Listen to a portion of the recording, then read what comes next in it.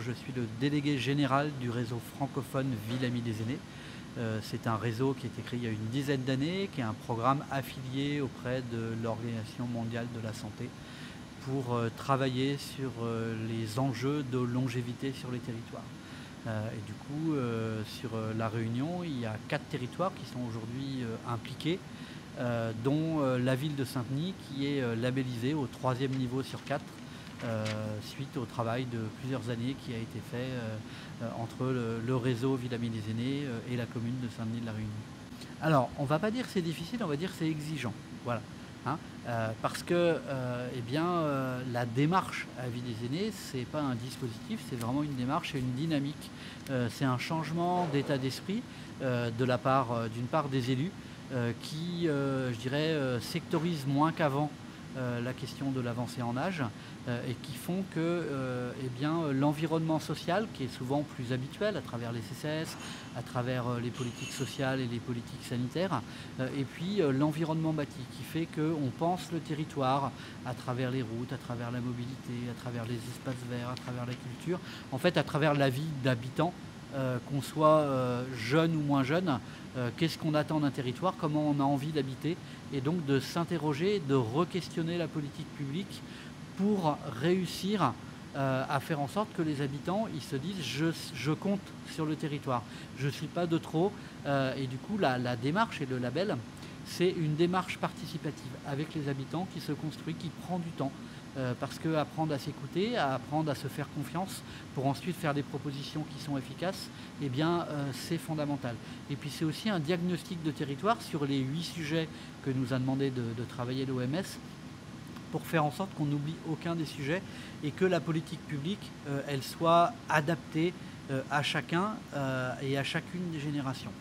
Et puis en fait, c'est au final faire un plan d'action qui est efficace, qui répond à ce qui est remonté de la démarche participative, qui répond à ce qui est venu du diagnostic de territoire et qui répond à une démarche transversale et partenariale avec tous les acteurs, qui soient municipaux, qui soient intercommunaux, qui soient départementaux, mais qui soient aussi du monde économique et du monde associatif, puisque en fait on est tous concernés par ça, et la vraie question c'est on doit arrêter de vouloir s'occuper des seniors, mais on doit faire ensemble, on doit faire avec.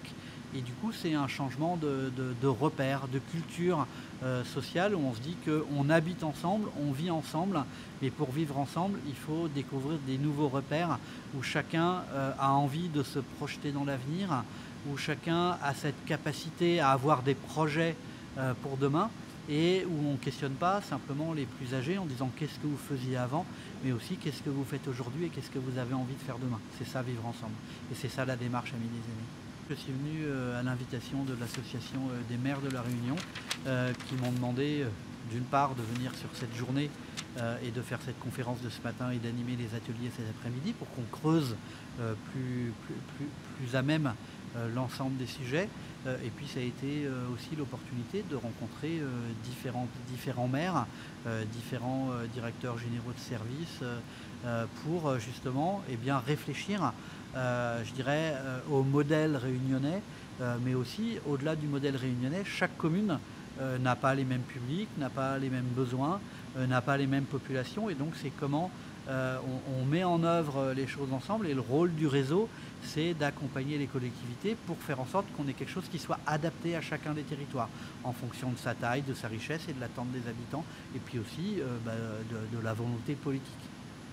Il est fondamental que les villes s'impliquent et que ce soit les municipalités qui s'impliquent. D'abord parce que vous voyez bien que les sujets de l'environnement social et de l'environnement bâti, ils font partie du domaine de compétences des villes. Et que du coup, s'ils veulent rester, je dirais, en relation avec les générations qui prennent de l'âge, il est important qu'elles se posent des questions maintenant, parce que sur un certain nombre de sujets, quand on parle d'habitat, quand on parle de voirie, quand on parle d'aménagement de parcs et de jardins, de mobilier urbain, de ces choses-là, en fait, on est sur des choses longues, on est sur des choses qui coûtent cher, et on est sur des choses où les choix, une fois qu'ils sont faits, ils vont durer 10 ans, 20 ans, 30 ans. Et donc l'implication des municipalités, des maires et de l'ensemble des élus, quel que soit leur domaine de compétences, il est fondamental.